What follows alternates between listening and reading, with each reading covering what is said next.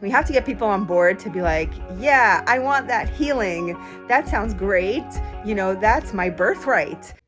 So I want to talk about a really fun topic called victimhood. Yay!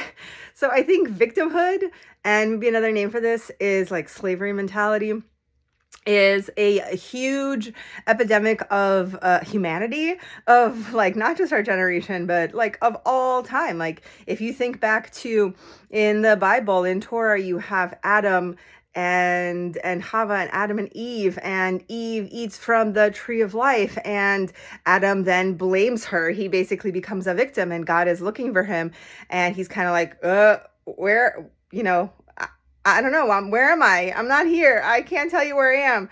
And so he's not taking responsibility for his actions. It actually takes something to come out of a victim mindset. Like it took something for the Israelites coming out of Egypt to ditch their slavery mentality. I mean, it took decades. It took like whole generations for those subconscious beliefs and those limiting beliefs to actually be transformed into one of empowerment, self-power, like being responsible for your own choices and being a co-creator with God rather than just being like on the receiving end of whatever is happening and praying like, please make it go away, right? It's that change, that shift from why is this happening to me, that victim mindset, versus, oh, how is this happening for me?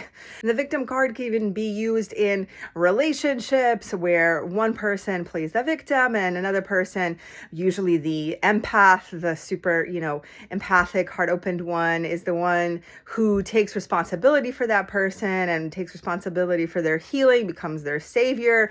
And so there's that kind of victim martyr complex, and we see it in politics. We see it in different groups, calling out themselves as a victim. And it, there's a line of truth. There's something that rings true, but it could also become very destructive if we just allow everybody else to be in charge of how we feel. Like, oh, that's a very like a kindergarten thing. Like, they made me feel bad. Meh. It's like, well, first of all, nobody can make you feel bad. You make yourself feel bad because of the whole physiological process that happens in the brain from a stimulus in the external world.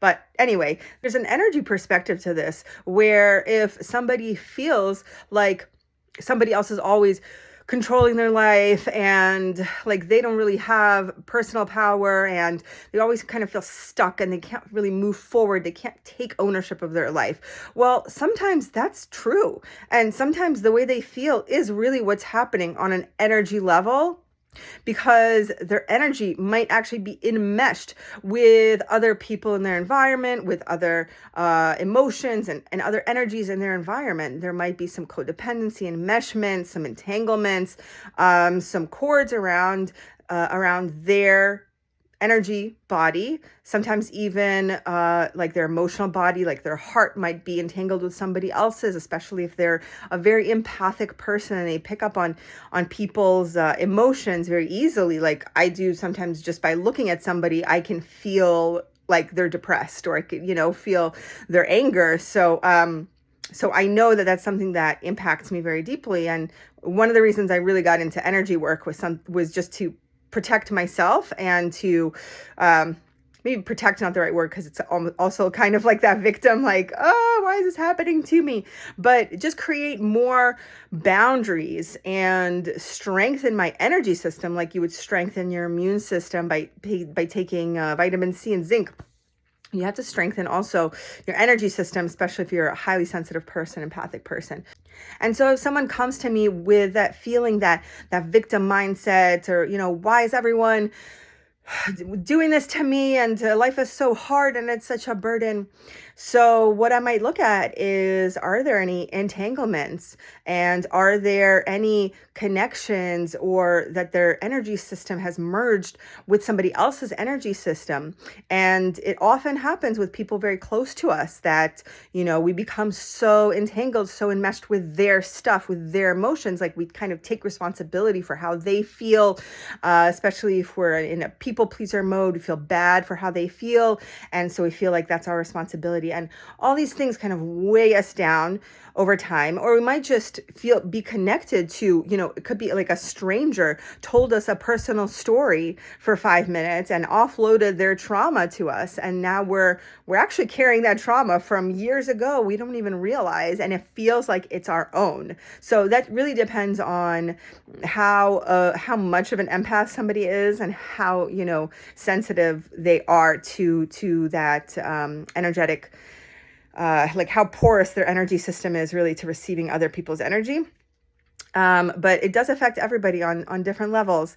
And so it's something we want to really clear up and make sure there are none of these kind of harmful connections to other people. And it could be people that we absolutely love, we adore, we're so close to them, but we still need to create a sense of personal boundary and space, and know, like, this is my stuff, this is what I'm dealing with, this is what I'm responsible for, and this is your stuff. We have to get people on board to be like, yeah, I want that healing. That sounds great. That's my birthright. The happiness, the calm, peace, the channeling of our divine wisdom, the connection to ourselves, to other people. This is natural. This is what the normal should be. And when we're out of sync with that, then we get the car checked, right? We go to the mechanic, we see what's going on. We go to an energy worker, we go to a body worker, somebody like that, or we go into our own practices.